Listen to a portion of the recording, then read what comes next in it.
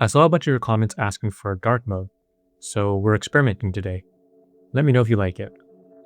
Previously, we talked about why nothing feels exciting anymore. If you haven't seen that video, go check it out. But the question that almost everyone asked was, okay, so how do I fix it? How do I stop being bored? But I don't think fix is the right word. I think we should use it. We've been taught that boredom is always a bad thing, but I don't think that's necessarily true. I think it depends on what you're bored doing.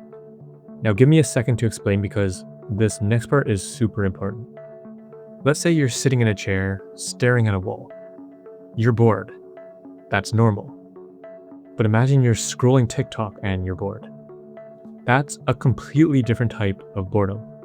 Because if something designed to grab your attention every 2 seconds can't keep you entertained and engaged anymore, your brain starts expecting even more stimulation than that.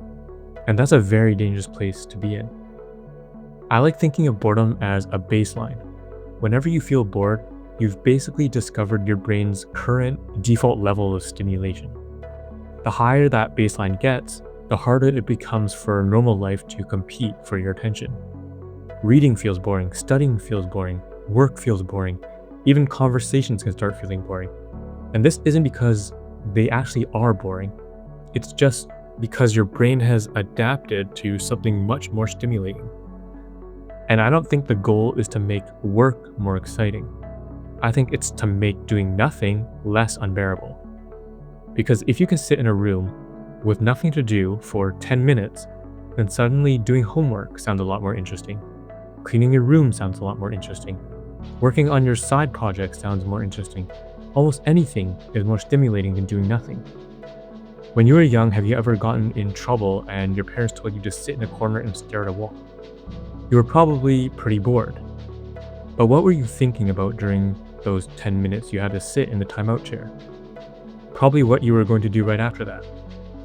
And in that moment where you're sitting in the corner, anything probably seemed more exciting than just sitting there and staring at a wall, even your homework. That's the exact same principle we should be applying here. And you've probably seen a lot of people actually doing this today on purpose. There are videos of people literally sitting in silence with a timer, staring at a wall for 10 minutes, even 30 minutes sometimes before starting work. They're lowering their stimulation baseline. They're making ordinary work feel rewarding again. Now, I'm not saying you need to start staring at walls every morning, but I do think we need to stop treating boredom like something to escape immediately. Sometimes it's exactly where we want to be. If you don't believe me, don't just watch this video. Try it. I made a free 7-day boredom challenge that puts everything we talked about today into practice. If you're interested, it's in the description, completely for free. Because I have a feeling we've been asking the wrong question this entire time.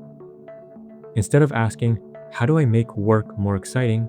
Maybe we should be asking, how can I become comfortable with less excitement? Because once your baseline comes down, you don't need to force yourself to work as much. Work naturally feels more engaging. So the next time you catch yourself reaching for your phone because you're bored, just don't. Just sit there for another minute. See what happens. You might be more capable of focusing than you think.